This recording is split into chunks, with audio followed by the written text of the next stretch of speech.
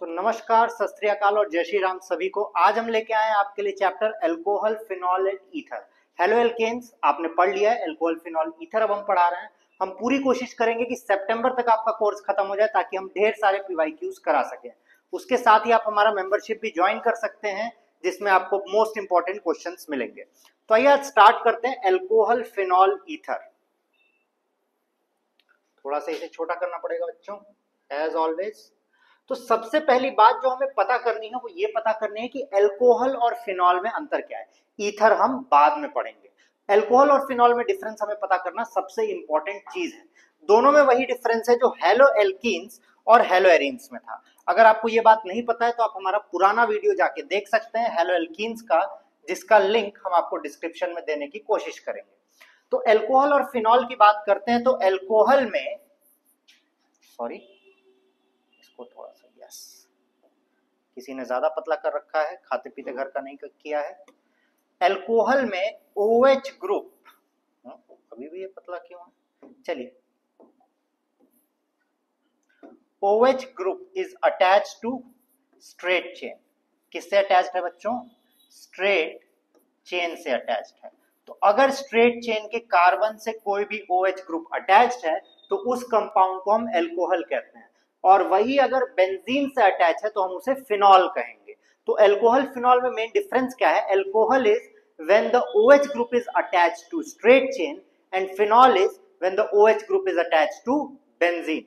ये हमारा सबसे बड़ा डिफरेंस है। तो आइए कुछ कंपाउंड्स के नाम लिखते हैं।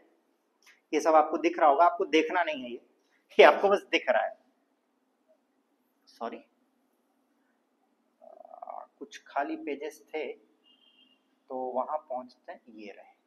चलिए कुछ अल्कोहल के नाम लिखते हैं बच्चों। जैसे कि पहले अल्कोहल की अगर हम बात करते हैं, अल्कोहल की, तो alcohol can be monohydric, monohydric alcohol.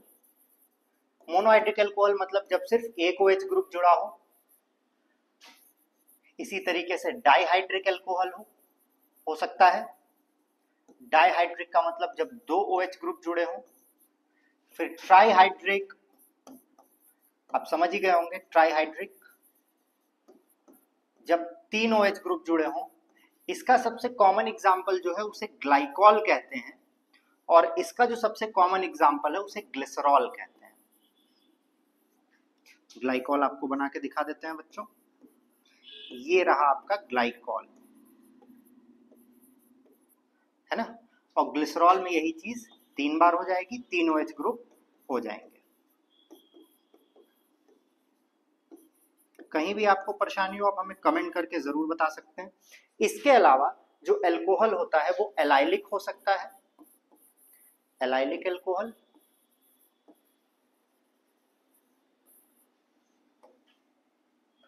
Allylic alcohol क्या होता है? सॉरी, जब डबल बॉन्डेड कार्बन से जुड़े हुए कार्बन से OH जुड़ा हो तो इसे एलाइलिक अल्कोहल कहते हैं। और इसी तरीके से होता है विनाइलिक अल्कोहल। क्या होता है बच्चों? Vinylic alcohol. विनाइलिक अल्कोहल क्या होता है? जब डबल बॉन्डेड कार्बन से डायरेक्टली OH ग्रुप जुड़ा हो तो उसे हम विनाइलिक अल्कोहल कहते हैं। अब आइए कुछ IUPAC लिख के देखते हैं ताकि हमें आइडिया लग जाए। देखिए, हाइड्रोजन हम इग्नोर कर रहे हैं, तो ये मत सोचिएगा कि सर ने हाइड्रोजन नहीं बनाया तो हम भी नहीं बनाएंगे, ठीक है। कुछ IUPAC कर लेंगे तो हमें थोड़ा बढ़िया लगेगा।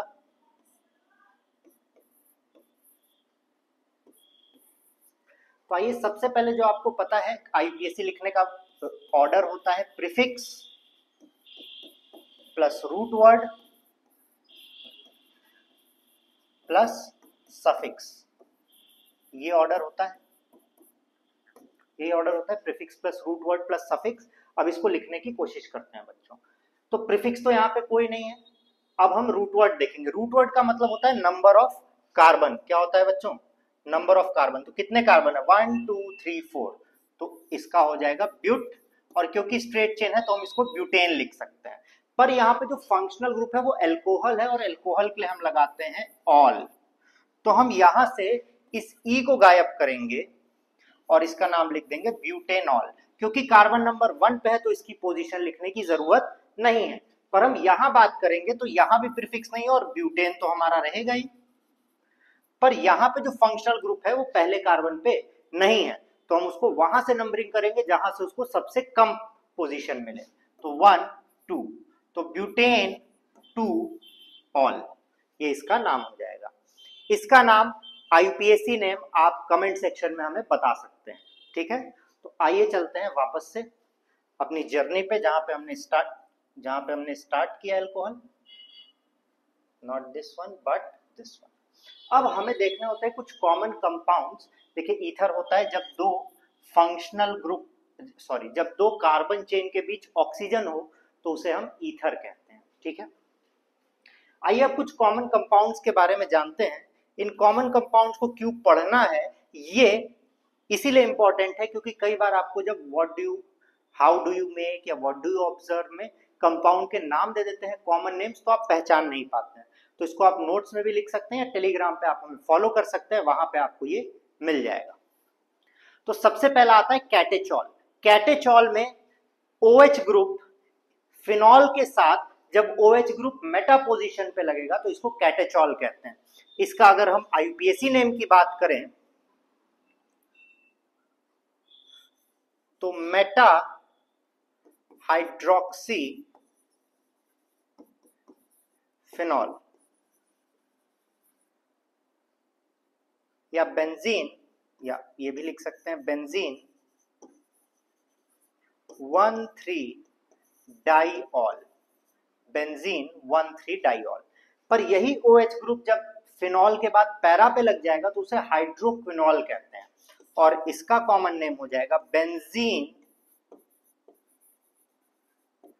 1,4 डाइऑल। देखिए OH ग्रुप कहां पे लगा है, पहले पे और चौथे पोजीशन पे लगा है। अब बात आती है जब CH3 के साथ OH ग्रुप लग जाए। जब CH3 के साथ OH ग्रुप कहां पे लगेगा बच्चों, ऑर्थो पे लगेगा, तो इसको कहेंगे ऑर्थोक्रिसॉल। जब ये नाम गलत लिख दिया गया है मेरे द्वारा, इसको चेंज करते हैं।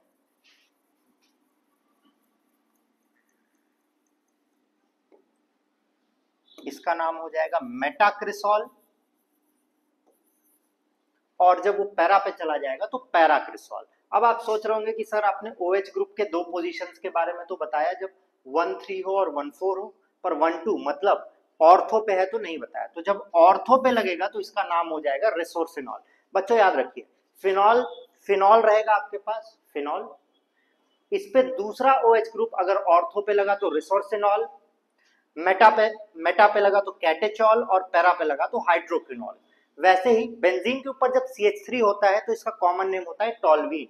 टॉल्वीन में जब ऑर्थो पे OH लगा तो लिखेंगे ऑर्थोक्रिसॉल, और मेटा पे लगा तो मेटाक्रिसॉल, और पैरा पे लगा तो पैराक्रिसॉल। ये कुछ कॉमन कंपाउंड्स है जिनके नेम आपको याद होने चाहिए। अब स्ट्रक्चर की बात करते हैं तो मोनोहाइड्रिक डायहाइड्रिक के अलावा 1 डिग्री 2 डिग्री और 3 डिग्री भी होता है, मतलब प्राइमरी सेकेंडरी एंड टर्शरी भी एग्जिस्ट करता है। प्राइमरी की बात करें तो जो OH ग्रुप है, अगर वो डायरेक्टली जिस कार्बन से जुड़ा है उसमें कोई भी ब्रांचिंग नहीं है या सिर्फ एक ब्रांचिंग है, जैसा कि यहाँ पे आपको दिख रहा है इससे सिर्फ एक ब्रांचिंग है, तो आप उसको कहेंगे 1 डिग्री या प्राइमरी एल्कोहल। तो ये कार्बोकैटायन भी जो बनाएगा वो प्राइमरी कार्बोकैटायन बनाएगा। OH जिससे जुड़ा है, अगर इससे दो कार्बन जुड़े हो डायरेक्टली तो सेकेंडरी कहलाता है या 2 डिग्री कहलाता है, और ये कार्बोकैटायन भी 2 डिग्री बनाएगा। वहीं अगर हम 3 डिग्री की बात करें, टर्शरी की बात करें, तो OH ग्रुप जिससे जुड़ा है उससे 3 लोग जुड़े होंगे, 3 कार्बन जुड़े होंगे, और ये कार्बोकैटायन भी टर्शरी बनाएगा। और जैसा कि हमें पता है कि tertiary carbocation is more stable then secondary and primary. अब बात आती है प्रिपरेशंस की। अब हमें प्रिपेयर क्या करना है बच्चों, हमें अल्कोहल प्रिपेयर करना है। तो मोस्ट कॉमन मेथड जो है वो ऑक्सीडेशन और रिडक्शन का होता है। किसका होता है, ऑक्सीडेशन एंड रिडक्शन का होता है।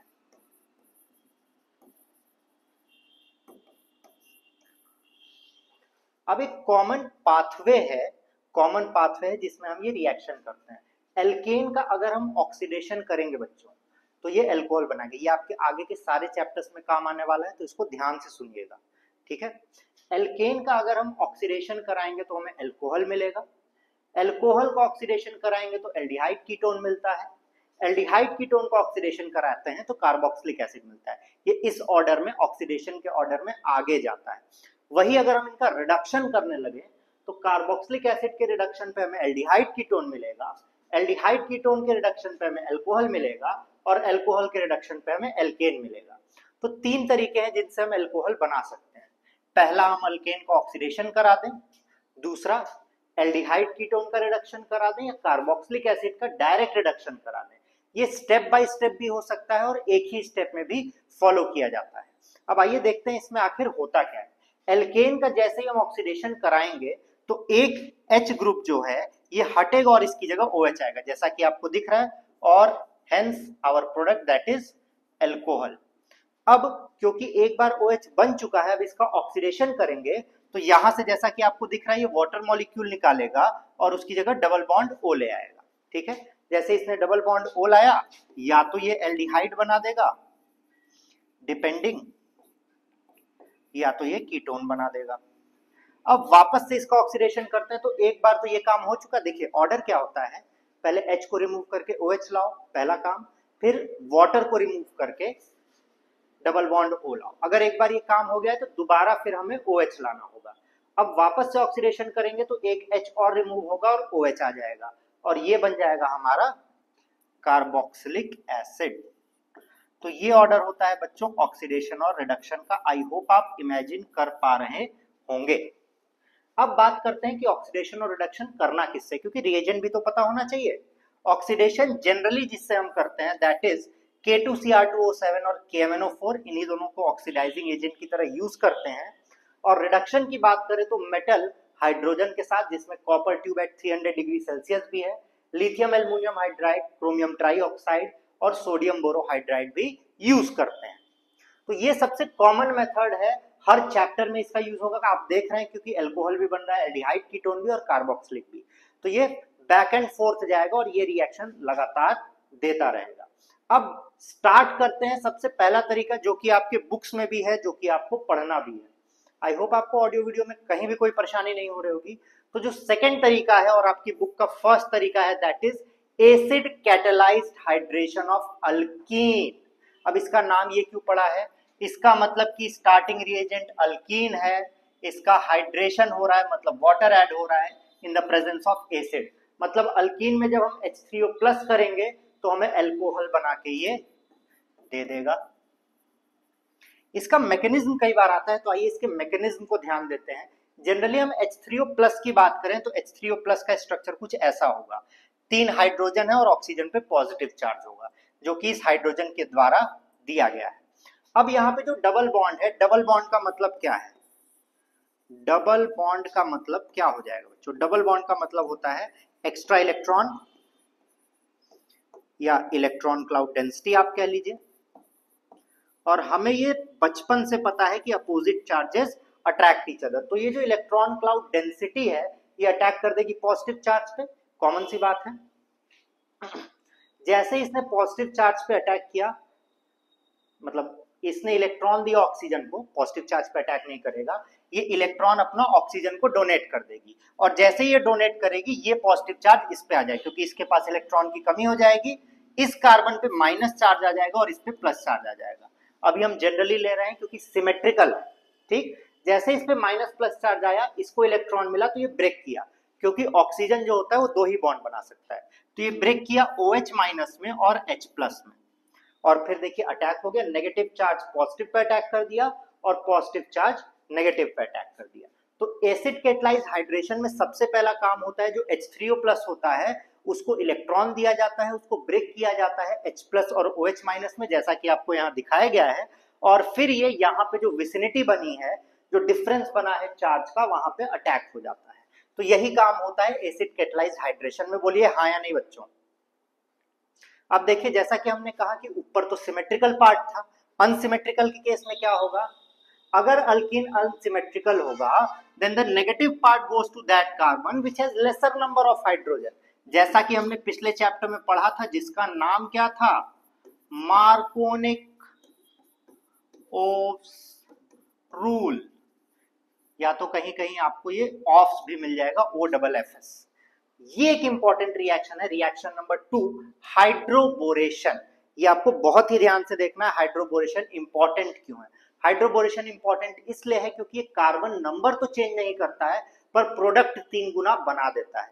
इसमें डिफरेंस समझिए, कार्बन नंबर चेंज करने का मतलब अगर हमने यहाँ 1 कार्बन लिया तो यहाँ 3 कार्बन के प्रोडक्ट बने, ठीक, पर हाइड्रोबोरेशन ये नहीं करता है। हाइड्रोबोरेशन ने अगर यहाँ 1 कार्बन लिया है तो यहाँ भी 1 कार्बन का प्रोडक्ट बनाएगा पर 3 गुना बनाएगा, ठीक है। दूसरी इंपॉर्टेंट बात क्या है, ये हमेशा हाइड्रोबोरेशन की दूसरी इंपॉर्टेंट बात, जैसा कि आप शक्तिमान में देखते थे, छोटी मगर मोटी बातें, hydroboration attacks on middle carbon, मतलब बीच वाला जो कार्बन होगा अनसिमेट्रिकल में, जहां पे अनसैचुरेशन होगा वहां अटैक करेगा। तो आइए देखते हैं, हमने ये लिया, इसका नाम क्या है, प्रोप 1 इन, ठीक है। इसको B3H6 से रिएक्शन करवाया और कितने बोरॉन थे यहाँ पे, 3, तीनों बोरॉन ने साथ छोड़ा और ये इसका थ्राइस हुआ और 3 बोरॉन यहाँ पे अटैच हो गया। किस तरीके से होगा ध्यान दीजिएगा, H3C CH double bond CH2, H3C CH double bond CH, H3C single bond CH double bond CH2। ये तीनों बॉन्ड बना है बोरॉन से। ये तभी पॉसिबल होगा जब इसका 3 गुना होगा, मतलब यहाँ हमें 3 टाइम्स चाहिए होगा। फिर जैसे हमने इसका हाइड्रोलिसिस करवाया H3O+ और OH- के प्रेजेंस में, तो OH ग्रुप जाके अटैच हुआ बीच वाले के पास। The negative part goes to that carbon which has lesser number of hydrogen. तो ये मार्कोनिक ओव्स वे की तरह ही रिएक्शन करता है, कोई नया रिएक्शन नहीं करता है, बट प्रोडक्ट जो होता है वो ओरिजिनल का 3 टाइम्स होता है। नंबर ऑफ कार्बन प्रोडक्ट में चेंज नहीं होंगे। अगर यहाँ पे हमने प्रोप लिया है तो यहाँ भी प्रोप बनेगा पर 3 गुना प्रोप बनेगा। यहाँ पे अगर आपको स्टार्टिंग में 1 लीटर दिख रहा है तो यहाँ 3 लीटर बनेगा क्योंकि ये 3 चाहिए होगा। ये आपको हाइड्रोबोरेशन समझ में आ गया होगा, सिमिलर टू मार्कोनिक ओव्स है। कई बार दे देता है तो बच्चे कंफ्यूज हो जाते हैं, तो हम लिख देते हैं कि hydroboration is similar to Markovnikov's, भूलिएगा नहीं, दोनों एक जैसे ही हैं। अब ऑक्सीडेशन रिडक्शन की बात आती है, जो आपको पढ़नी है, जो आपको देखना है। एल्केन का ऑक्सीडेशन करने पे अल्कोहल होगा, ये कहानी आपको बताई जा चुकी है ऊपर, सबसे पहली कहानी यही थी आपकी। ऑक्सीडेशन को हम इस तरीके से भी दिखाएंगे और हाइड्रोजन से रिडक्शन। एल्डिहाइड का अगर हम रिडक्शन करेंगे तो हमें 1 डिग्री अल्कोहल मिलेगा। एल्डिहाइड वो भी कौन सा बच्चों, फॉर्मल्डिहाइड। फॉर्मल्डिहाइड 1 कार्बन को कहते हैं, जब 1 कार्बन का एल्डिहाइड होगा तो उसे फॉर्मल्डिहाइड कहेंगे। फॉर्मल्डिहाइड के रिडक्शन से हमें 1 डिग्री अल्कोहल मिलेगा। किसी और एल्डिहाइड का रिडक्शन करेंगे तो 2 डिग्री अल्कोहल मिलेगा, और अगर कीटोन का रिडक्शन करेंगे तो हमें 3 डिग्री अल्कोहल मिलेगा। रिडक्शन हम 2 लोग से कर सकते हैं, सोडियम बोरोहाइड्राइड और लिथियम एल्युमिनियम हाइड्राइड से कर सकते हैं। इसमें जो लिथियम एल्युमिनियम हाइड्राइड है वो स्ट्रॉन्ग रिड्यूसिंग एजेंट होता है, वो सबको कन्वर्ट कर देगा एल्केन में, तो हम सोडियम बोरोहाइड्राइड यूज करते हैं जनरली। एक और रिएक्शन होता है बच्चों, इसको आप एस्टरिफिकेशन के नाम से भी जानते हैं, 10th में शायद आपने पढ़ा हो, नहीं तो 11th में तो पढ़ा ही है। कार्बोक्सिलिक एसिड को अगर हम अल्कोहल से रिएक्ट करवाते हैं तो ये ईस्टर बनाता है। ये देखिए, ये है ईस्टर आपका, ये बना देता है क्या बच्चों, ईस्टर बना देता है। ईस्टर का जब हम हाइड्रोलिसिस कराते हैं तो ये कार्बोक्सिलिक एसिड और अल्कोहल हमें दे देता है, ठीक है। तो आप कहेंगे सर ये तो हमारे पास पहले से भी था, हाँ, पर ये हमारे ईस्टर इंपॉर्टेंट था, बट यहां से ये रिवर्स रिएक्शन भी देता है, इसलिए आपको बताया गया, आपके लिए ये वाला रिएक्शन इंपॉर्टेंट, दिस वन, ठीक। वही कार्बोक्सिलिक एसिड का हम रिडक्शन कराएंगे तब भी हमें अल्कोहल मिलेगा, जैसा कि आपको स्टार्टिंग में बताया गया होगा। अगला आता है one of the most important reaction from Grignard reagent, I think it is reaction number 4, but being a reaction number 4 it is very important. देख लें कहीं आपको ऑडियो वीडियो में कष्ट ना हो, बहुत ही बढ़िया बच्चों। अब ग्रिग्नार्ड रिएजेंट इंपॉर्टेंट क्यों है, because it brings negative charge on carbon. तो आपको ये कहानी याद रखनी है कि Grignard reagent one of the most important reagent है। ऐसा क्यों है? क्योंकि वो कार्बन पे नेगेटिव चार्ज लेके आता है। जहां पे 95% लोग कार्बोकैटायन बनाने की कोशिश करते हैं, ये हमारा कार्बन पे नेगेटिव चार्ज लेके आता है। ठीक है, अब आइए देखते हैं। जैसे ही हमने फॉर्मल्डिहाइड लिया, ये बहुत ही इंपॉर्टेंट है बच्चों, इसको प्लीज मत भूलिएगा। जैसे हमने फॉर्मल्डिहाइड लिया और ग्रिग्नार्ड रिएजेंट लिया, तो ग्रिग्नार्ड रिएजेंट ने क्या किया? रुकिए, कलर चेंज करते हैं, बहुत देर से सेम कलर से लिखने की कोशिश कर रहे हैं। ग्रिग्नार्ड रिएजेंट ने क्या किया? कार्बन पे नेगेटिव चार्ज लिया और मैग्नीशियम पे पॉजिटिव चार्ज। ये बहुत ही सिंपल सी बात हुई। और अगर हमने एल्डिहाइड लिया, and how does carbonyl group, aldehyde ketone कैसा बिहेव करते हैं, इधर आपको दिखाते हैं। अगर हमारे पास कार्बोनिल ग्रुप है तो ये डबल बॉन्ड ब्रेक करके ऑक्सीजन की तरफ जाएगा, और इसका जो इंटरमीडिएट है जो रिएक्शन करने की कोशिश करेगा वो होगा ऑक्सीजन पे माइनस चार्ज एंड कार्बन पे प्लस चार्ज। ठीक है, जब ये प्लस माइनस का डिफरेंस आएगा और सामने भी प्लस माइनस का डिफरेंस आएगा तो अपोजिट चार्जेस अट्रैक्ट करते हैं। तो यहाँ पे ये बना जैसा कि आपको वहां बताया गया है, सी पे प्लस चार्ज, ओ पे माइनस चार्ज, और इस माइनस चार्ज ने प्लस पे अटैक किया, ये आर ने कार्बन पे अटैक किया जैसा कि आपको यहाँ दिख रहा है, और ये MgX ने O पे अटैक किया, देखिए ये भी आपको दिख रहा है। अब हम इसकी हाइड्रोलिसिस करेंगे H3O+, तो H3O+ किस में ब्रेक करेगा? H+ और OH- में ब्रेक करेगा। अब माइनस प्लस वापस से अटैक करेगा, क्योंकि मैग्नीशियम एक मेटल है तो मेटल बनाएगा पॉजिटिव चार्ज, तो OH- ग्रुप जो है वो Mg पे अटैक कर देगा। तो यहाँ का जो अगला प्रोडक्ट होगा वो होगा MgXOH, और इस ऑक्सीजन पे क्योंकि माइनस चार्ज है इस पे अटैक कर देगा H+, तो यहाँ हमें 1 डिग्री अल्कोहल मिल जाएगा।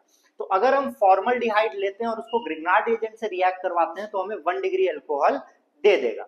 यही अगर हम कोई और एल्डिहाइड लेते हैं और सिमिलर रिएक्शन होगा, इस पे माइनस, इस पे प्लस, और इस पे क्या आएगा?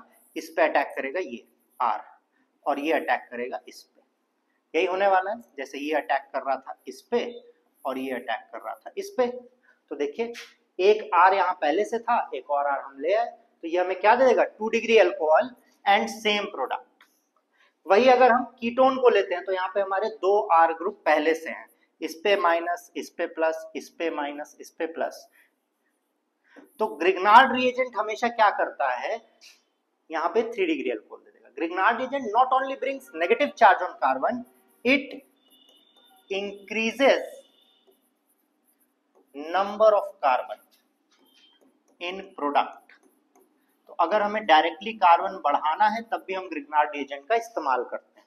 तो ये बात आपको बहुत जरूरी याद रखनी है कि ग्रिग्नार्ड रिएजेंट के साथ, हम पिछले वाले स्लाइड में लिख देते हैं ताकि आपको कंफ्यूजन ना हो, कि with Grignard reagent 1 degree alcohol,